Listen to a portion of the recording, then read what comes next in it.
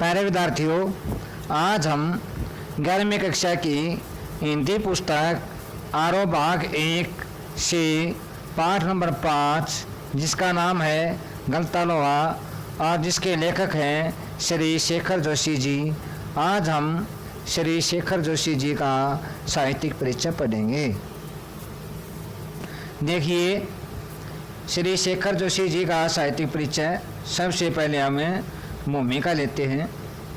जहाँ पहुँचे न रवि वहाँ पहुँचे लेखक और कवि, अर्थात जहाँ पर सूर्य का प्रकाश नहीं पहुँच पाता वहाँ पर लेखक और कवियों के विचार पहुँच जाते हैं। जीवन परिचय। शेखर जोशी जी का जन्म उत्तरांचल के अल्मोड़ा में सन 1932 ईस्वी में हुआ। इनकी प्रारंभिक शिक्षा अल्मोड़ा में ही हुई। 20वीं सदी के छठे दशक में 10 साल का एक जो बनाया जाता है वर्ष, उसको कहते हैं दशक में हिंदी कहानी में बड़े परिवर्तन हुए। इस समय एक साथ कई युवा कहानीकारों ने परंपरागत तरीके से हटकर नई तरह की कहानियाँ लिखनी शुरू की। इस तरह कहानी की विधा साहित्य जगत के केंद्र में आ खड़ी हुई। इसे नई उठान को नई कहानी आंदोलन नाम दिया। इस आंदोलन में शेखर जोशी का स्थान अन्यतम है, अनोखा है। इनकी साहित्यिक उपलब्धियों को देखते हुए इन्हें पहल सम्मान प्राप्त हुआ। इनकी रचनाएं देखिए। इनकी रचनाएं निम्नलिखित हैं। कहानी संग्रह, कोशी का घटवार, साथ के लोग, दाजू, हलवाहा, नौरंगी बीमार है, शब्द चित्र।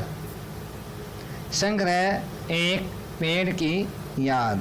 कहानियाँ कई भारतीय भाषाओं के अतिरिक्त अंग्रेजी, पोलिश और रूसी में भी अनुदित हो चुकी हैं।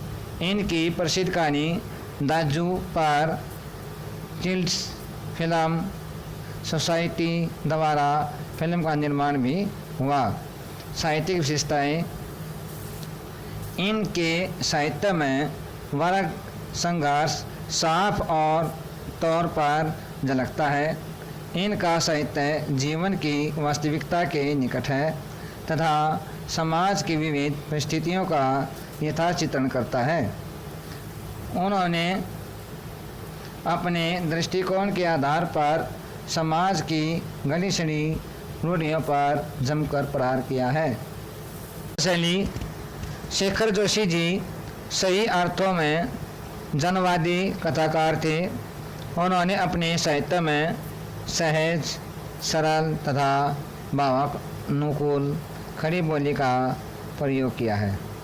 इन्होंने अपनी रचनाओं में तत्सम तद्भव शब्दों के साथ साथ उर्दू, फारसी के शब्दों का भी सुंदर प्रयोग किया है।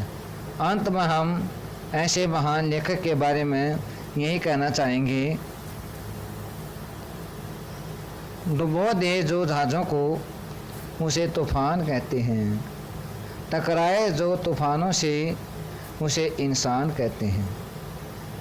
प्यारे विद्यार्थियों, गौर करिए। ये शेखर जोशी जी का जो साहित्यिक परिचय पढ़ाया गया है, इसको अच्छी तरह से समझकर साफ कॉपी में सुंदर लेख में लिखें।